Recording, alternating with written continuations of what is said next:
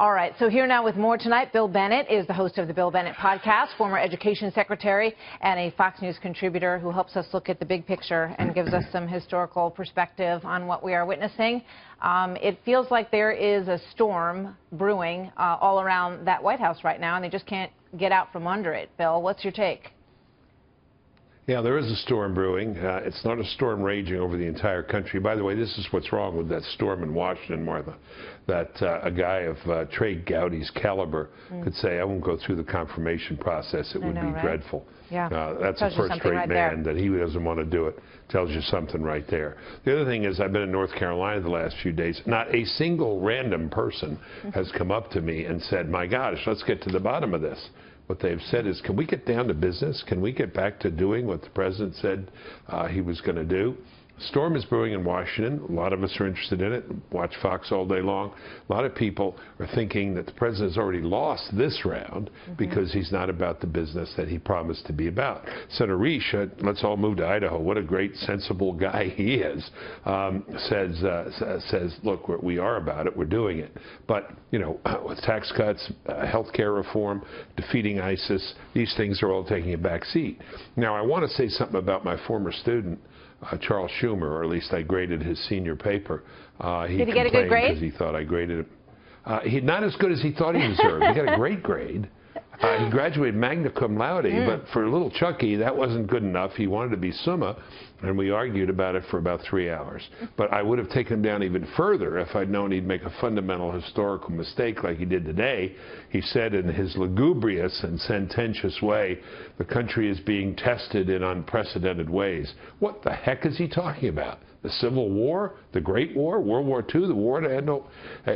nonsense. Look, we'll find out answers to some of these questions when Comey testifies. But it seems to me, just do a thought experiment. If the president was talking to the president of China, which he was at Mar-a-Lago, and they were talking about North Korea, and the president says, you really got to do something to constrain these guys. And the president of China says, well, why?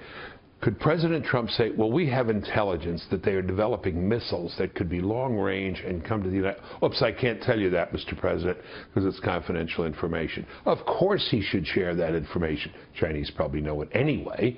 But the point is, as has been said by several people today, these kinds of exchanges take place all the time. Did it do harm? Did it do damage? We have no evidence. We have no evidence that it did. The Israelis certainly aren't upset about it. And showed their full confidence in the United States.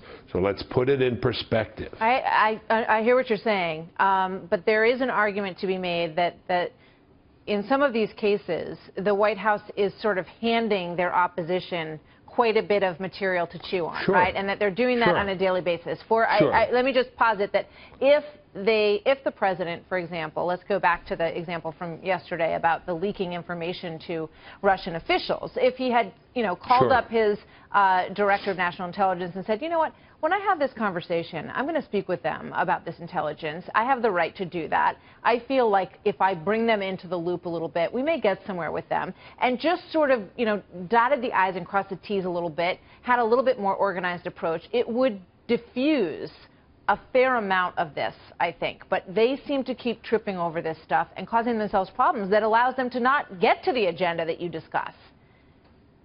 He's impulsive. He doesn't follow regular order, if you will, for presidents. But is he trying to bring down the United States and hand the country over to Russia? Does anybody really believe that? Does any Democrat really believe that? Some of them do. Look, if you looked at well, they say it, but maybe they do. Maybe you're right. Maybe they do. Maybe they are that deranged that they do. If you looked at Mother Teresa in a microscope, you would see germs and bacteria. Look at anybody that close and you're going to see problems. You're going to see. Are you comparing Donald Trump and Mother Teresa, just for the record, because that's what's going to that's what's going to get picked up on Twitter and everywhere else. Bill Bennett compares Mother Teresa to Donald Trump. No, I'm not. But let me just say this on the leakers. The thing the president has to do is to clean house. He should have cleaned house day one.